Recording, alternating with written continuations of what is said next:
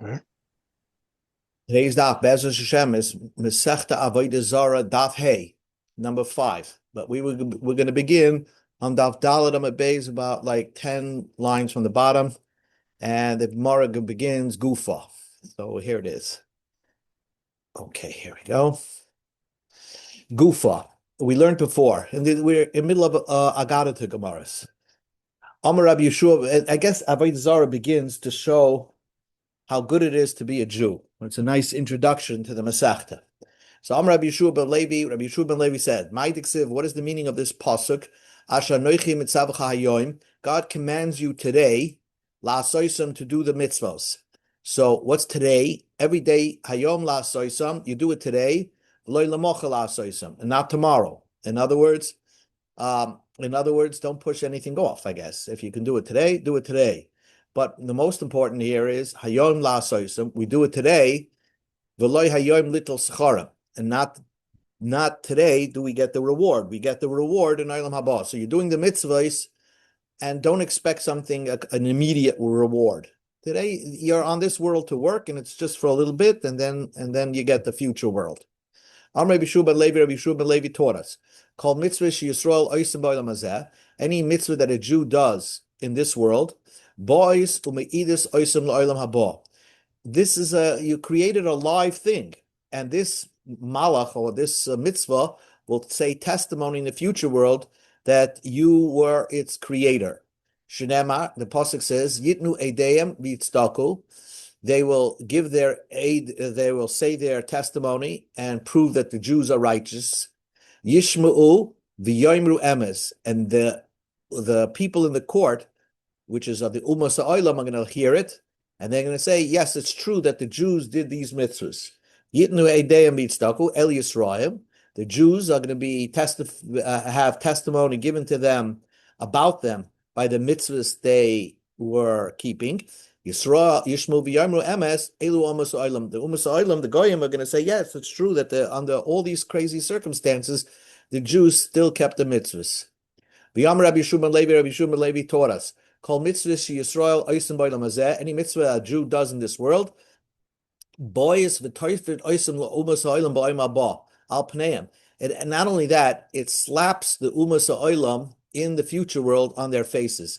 In other words, if the goyim see how we are sacrificing to do all these mitzvahs, and they just are spectators, it's more of like an insult to God's commandments. So the mitzvah itself will slap them in the future world on their face. Shunema, the pasuk says, "Ushmartim vasisem ki hi chochmaskam v'inaschem leinu azmamim." Torah tells you do these mitzvahs because that shows you how intelligent and full of wisdom you are to the eyes of the nation.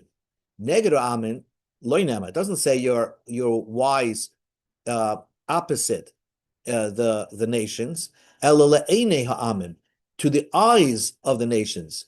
So what does it mean? Malamed, this teaches you, shabois, the mitzvahs themselves will come, with tarfas, and just whack and slap the umas ha'olam to the umas ha'olam al paneim on their faces, la'olam haba. V'amar Rabbi Yeshua, now comes another interesting thing. V'amar Rabbi Yeshua ben Levi says, also Yisrael as egel, the Jews were on such a high madrega after high level after the giving of the Torah, that they weren't destined to do the egel, that avera, elalit and pischem pela balei tshuva. They were sort of like forced into it, so that any bal tshuva will have an opening. That if the Jews did such a big avera, their tshuva was accepted. So if I do an avera, Hashem will accept my tshuva. Shenema v'yiten v'hoy levavchem zeh lehem liyura oisi kol yemim. The Torah tells you that at the time of Har Sinai, God says, "I wish your heart remains on this high level to fear me the rest of your life." So they were really on a high level. So they weren't destined to do this avera. Sort of like God made them do it. I need the Amr Rabbi Shimon ben Yochai says the same idea. Like David, who, as the Tanakh describes, he had znus, or slept with, an Ashish Ish. It sounds like that. Roel oisim asa. He wasn't worthy to do that kind of an action. Lo Yisrael, Ruin Lo Isamasa. And the Jews weren't appropriate, they weren't worthy to do that egel. Lo David Roy Lo Isamasa. David didn't fall. He wasn't on that level to do such an avera. The pasuk says, "V'libi cholal bekirbi." My heart is empty inside of me. In other words, David was in such a high madrega that he emptied out his heart from any Yetzer Hara. So how could he have done such an avera? And the Jews themselves weren't worthy to do such an action. God said, I wish you stay this way right after Har Sinai to fear me the rest of your life. So they were in such a high madrega. So Elalama also. So then why did they do it? Why did David Amelech Mizana with an Ish, and why did the Jews do the Egel? So we go to Amid Aleph. Hey, to teach you, if an individual does a sin, we say Klach Eitzel Yachid. Go see the great David Amelech. He did a sin and did tshuva. So this will give you inspiration to do tshuva. If a community does an avera, we tell the tzibur, look at the Jewish people, the entire Jewish people. Go to the community of the Jewish people that did the egel. And eat both teachings. If we just say that an individual can do tshuva, because it's not publicized as avera, an individual does a private sin. So only him, I would say, tshuva helps. But a community, the miparsam chatei, that their sins are publicized, I would say there's no such a thing for a tzibur to do tshuva. That's why the Jews had to do this avera of in the egel, so that they can do tshuva, and that will teach the tzibur that no matter what, they can always do tshuva. The Yashmin in tzibur, for just say a community could do tshuva, because there's a lot of merits, even amongst the tzibur that does an avera. If you collectively they have a lot of merits, so therefore tshuva remains an avenue, an option for them. Aval Yachid, but an individual, the loyalim is say he maybe did not have so much sechusim, so many merits. Emaloi, I would think that maybe tshuva doesn't work for a Yachid. Tzricha, that's why we had to have these two limudim, so to speak. God made it that David HaMelech to do the avera. God made it that the Jews should do the egel. This aligns with the teaching of Rabbi Yonason said. My diksiv, what does the pasuk says? Num David ben Yishai, num Hagevar. David says, listen to David, the son of Yishai. Listen to the man who come all, who's established with a yoke. Num David ben Yishai shehekim ulam shal tshuva. He reestablished the stigma, so to speak, of doing tshuva. Because it's not a big deal to do tshuva, because David HaMelech himself had to do tshuva. It's a yoke to do tshuva. It's not easy, but we have somebody in a precedent that somebody did tshuva like David HaMelech, so that gives you inspiration to do the same. If someone does one mitzvah 100%. That means you do 100% this mitzvah. That's your mitzvah, so to speak, in this world. So let's say it's esrog. You always get the best esrog no matter what. That will like dance before you and go before you in olam haba, like you dance before a chassan.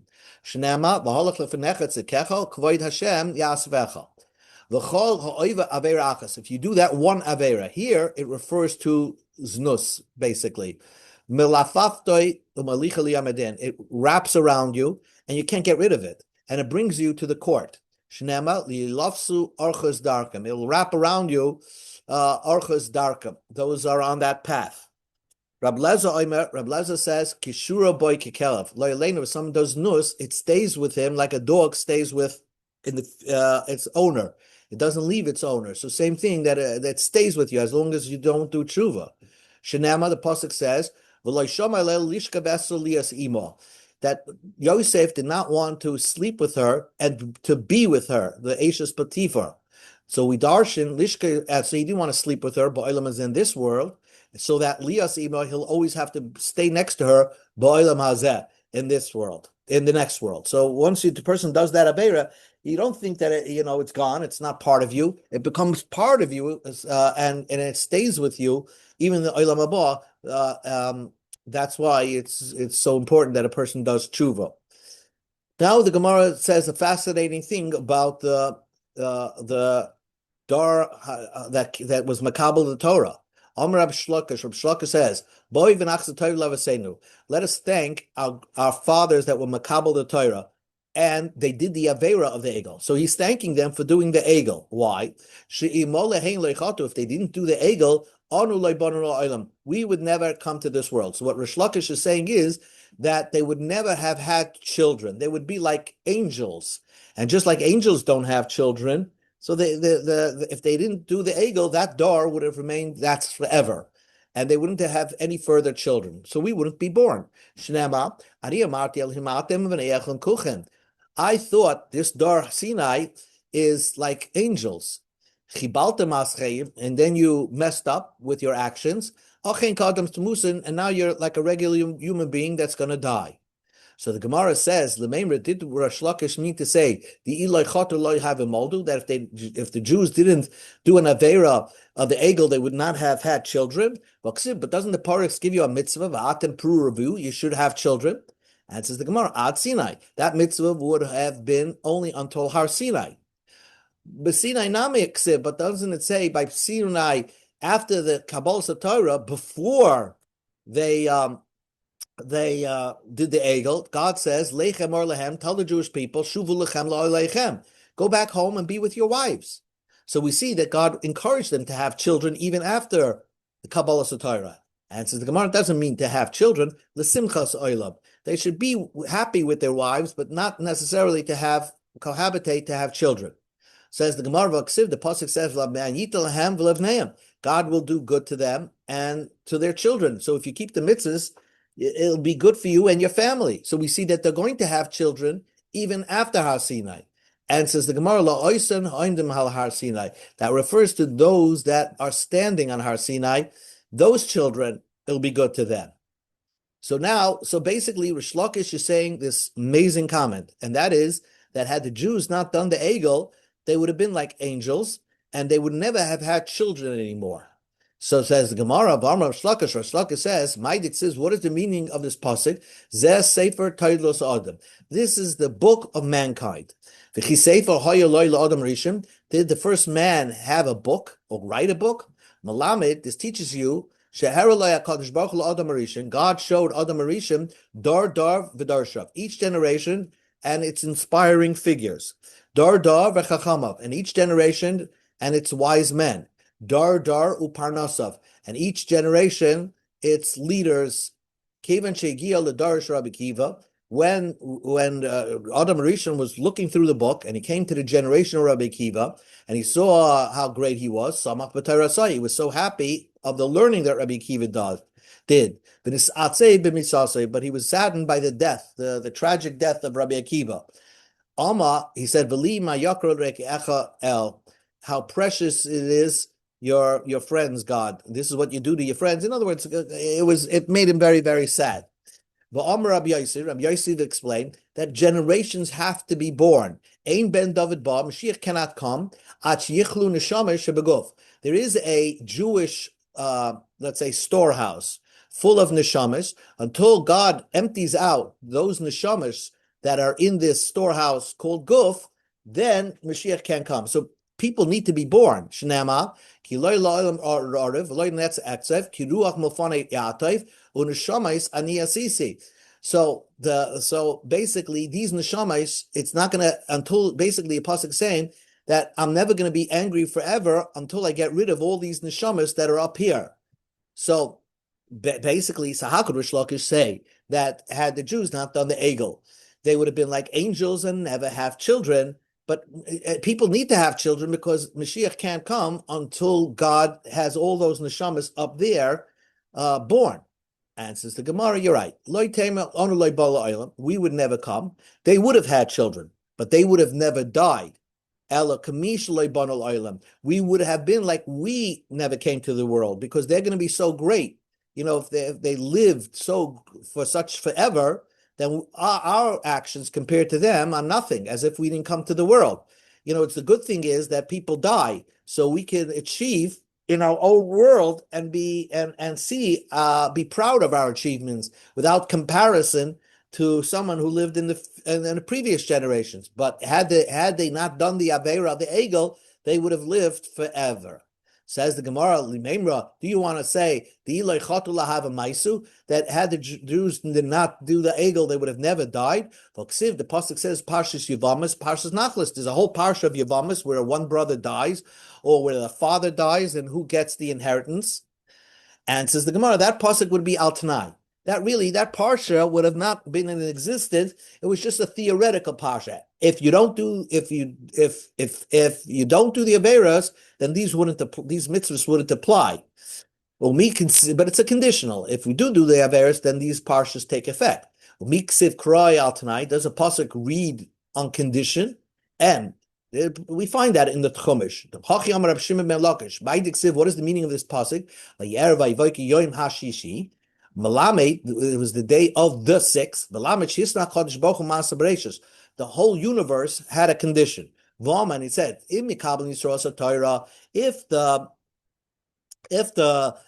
the Jews would accept the Torah mutav, that would be good. Vimlav, if the Jews decided not to accept the Torah, I'll collapse the world in itself, and that would be the end of the universe. So the whole Ma'aseh Bereshis was on condition.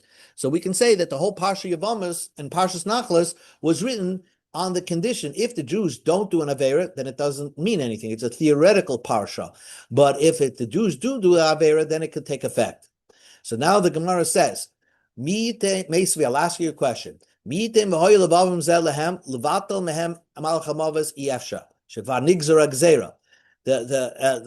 Brisa says that God says that I'm so proud of you Jews who accepted the Torah that to make you never die, that's impossible. The Malach HaMavis is around. So this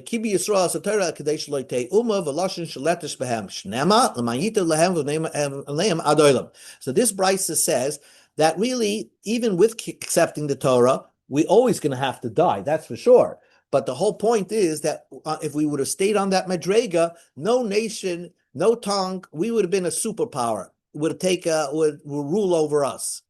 So we see that we would have died anyway, even if we accepted the Torah at that level. And says the Gemara, Huda Amakai Tana. So Rish Lakish held like the following Tana. The Tanya we learned in a Brisa, Rabbi Yossi says, like Kibli Yisrael Torah, the Jews didn't accept the Torah, and when they accepted the Torah, they wanted to become like angels. So the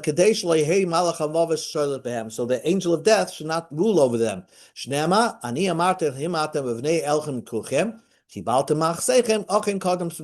the pasuk seems to imply that had they accepted the Torah, they would have been like angels that never would die. And God, they messed up with the egel, and that's why they're dying like people.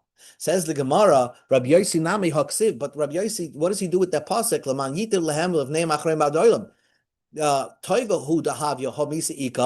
That God, with the accepting of the Torah, only good things would have happened, but they still would have died. Malach, Rabbi Yossi will translate that pasuk, Kivin the lake Misa. That's the Toiva, that's the good things. There will be no death. There's nothing greater than that. So basically, Rabbi Yossi holds there would be no death had the Jews did not do the Egel. The Tanakama, but the Tanakama who learns that there was always a concept of death even after the accepting of the Torah. Haksiv, doesn't the pasuk says that now that you did the Egel, you're going to die like a human being. So it implies that before they did the Egel, they would have never died. And says the Gemara, my Misa, what does it mean that they're going to die? It means that from now on that they did the Egel, these following concepts exist amongst the Jewish people. Anias, people are poor. The Amar Mar, Aboa, Chashuvin Kamesim. In fact, there are 4 people that are considered dead, even though they're really alive. Elu, Hein, the following are the 4 people.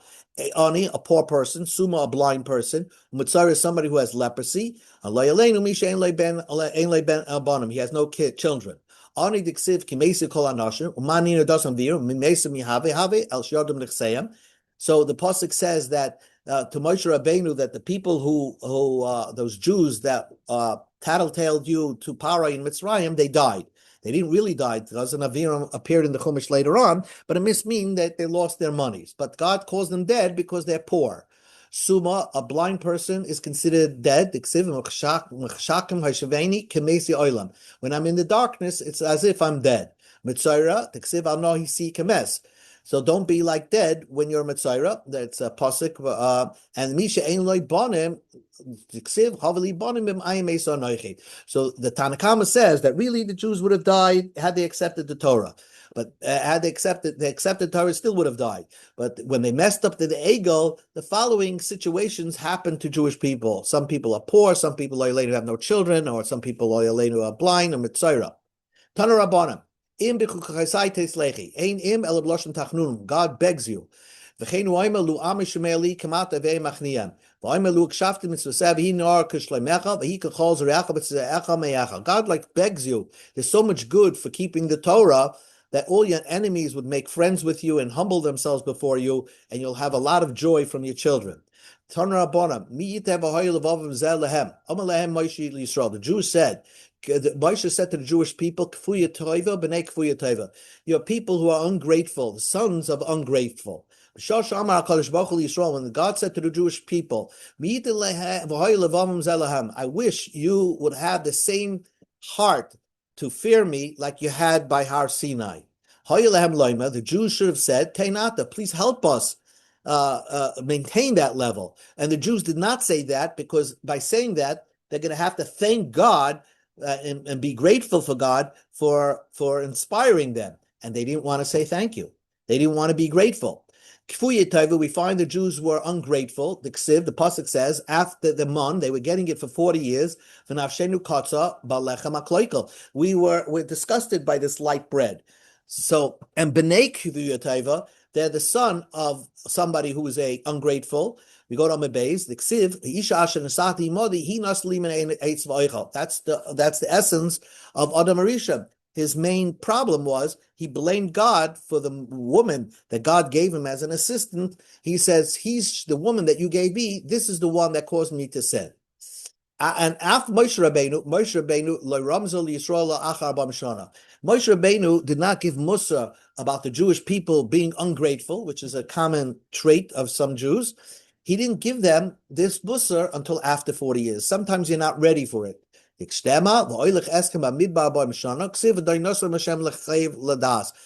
God, I brought you around 40 years, but you still didn't have the intelligence to accept rebuke until now. From here you see, sometimes it takes 40 years for your rabbi's message to sink in. A person really doesn't understand the depth of his rabbi till 40 years pass, and then he can sometimes see the wisdom. Concludes the Gemara. What is the meaning of this pasuk? Ashreichem zroya al kol mayim shalchi regel shar hashar v'chamar. He's giving you, Rabbi Yochanan is giving you a antidote to deal with the monkey brain, the Yetzer Hara, the one that just makes you think negatively. So Ashreichem Yisrael, you're lucky Jewish people. Bizman she'oiskim b'Torah v'mitzvah b'gebilas chasadim. When you busy yourself learning Torah, and when you're not learning Torah, you're busy in doing kindness. Yitzra masa b'yadim. Then you control your inclinations, and you control that monkey brain. Ve'ein heim b'surim b'yad yitzram, and you're not given over in the hand of your Yetzer of Shnema Ashreichem Zroya al Kol Hamayim. That's the meaning. You're lucky. You can plant on all waters. Ve'ein zriya so Zarah ve'ein zriya al tzedakah means Zarah you do tzedakah. You're planting. You're spreading your seeds around. Shnema zir lechem tzedakah v'kitzur lefi chesed. So the word zroy means you're lucky that you have the opportunity to do tzedakah and chesed. Ve'ein mayim el Torah, and you can also have mayim to learn water, to drink water. Shnema hoy kol tzamei l'chulamayim. So therefore, you're lucky you have these two things that God gave us to overcome the perceptions of your mind. And that is to be able to busy yourself with learning Torah. And when you're not busying yourself with learning Torah, you're doing something of kindness. And Meshalchi Regel Hashar V'Chamar. What does that mean? Tanur Be'Aliyahu. They're sending out the foot of the ox and the donkey. Tanur Be'Aliyahu. La'olim Yosem Atzmai Al Divrei Torah. A person should imagine himself putting himself out on the words of Torah, kishar la'ar, like an ox taking the yoke, which the yoke is guiding the ox what to do, v'chachamar l'masay, and like the donkey carrying a load. It's not easy, but this is if you put yourself out there like an ox carrying a yoke and a donkey carrying a load, then you're really accepting upon yourself the responsibilities of Torah, and that will save you from the Yetzer Hara, along with doing chesed. Another minute. Gimel Yamim also losses Simam. It says that you're not allowed to do business with the goyim for 3 days because you might sell them an animal and they're going to use that animal for their idol. So 3 days before their holiday, don't sell them an animal because you're going to be over lifnei iver loisitin mechshal. Says the Gemara, Mini Bin and Kulahai. Do you need to distance yourself from a guy selling him an animal 3 days? What does a guy need 3 days to prepare for his holiday? Which now we learned in the Mishnah about 4 times a year. If you're selling your animals to other Jews, you have to say there's a lot of Jews buying animals. So you have to tell this purchaser, don't shech the animal that I'm selling you now, because I just sold the mother an hour ago. The mother I sold, or bita mecharti lishchait, or the daughter I just sold, and you don't want the animals to be slaughtered, the mother and the son being slaughtered in the same day, the mother and the daughter being slaughtered on the same day, and because it's assuming that since most Jews are buying the animal and they're going to slaughter it right away, so therefore, it's most likely that the person that you're going to sell each animal is going to sell it right away. It could be you sold the mother to one person and the daughter to another person, and they're going to slaughter the animal in the same day, and somebody's going to be over an avera. The following days are where Jews there's a run on the meat market, on the butcher stores. Erev Yontev Achron Shalchad, the last day of Sukkot, of Hoshana Rabbah. People didn't have time to bring the karbonos of the Chag. Erev Yontev Arishon Shel Pesach, the Erev Yontev of the first day of Pesach, the Erev Atzer, because people are bringing the Karban Pesach, they want to eat it ala sova. The Erev Atzeres, the Erev Shavuos, the Rosh Hashanah, K'divrei Yashar Glili, Af Erev Yom Kippur, Bagalil in the north, they would eat big feasts on Erev Yom Kippur. So everybody buying a piece of animal is going to slaughter it that day. So the answer question the Gemara is asking, when you're selling an animal to a goy, he's the day before his holiday or the day of his holiday, you shouldn't sell it to him because he's going to slaughter it that day.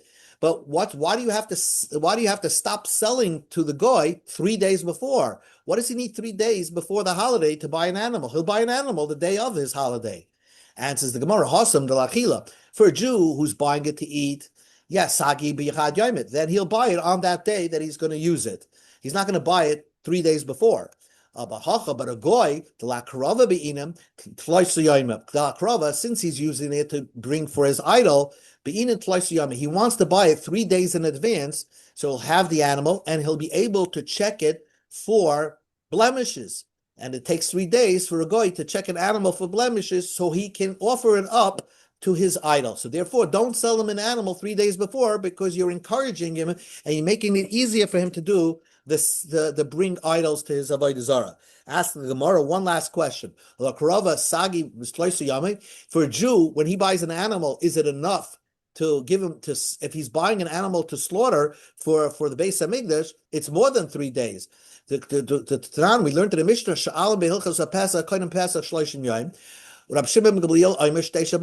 before Pesach, you start thinking about the Karban Pesach 30 days before, according to Rab Shimon Gamliel, 2 weeks before Pesach.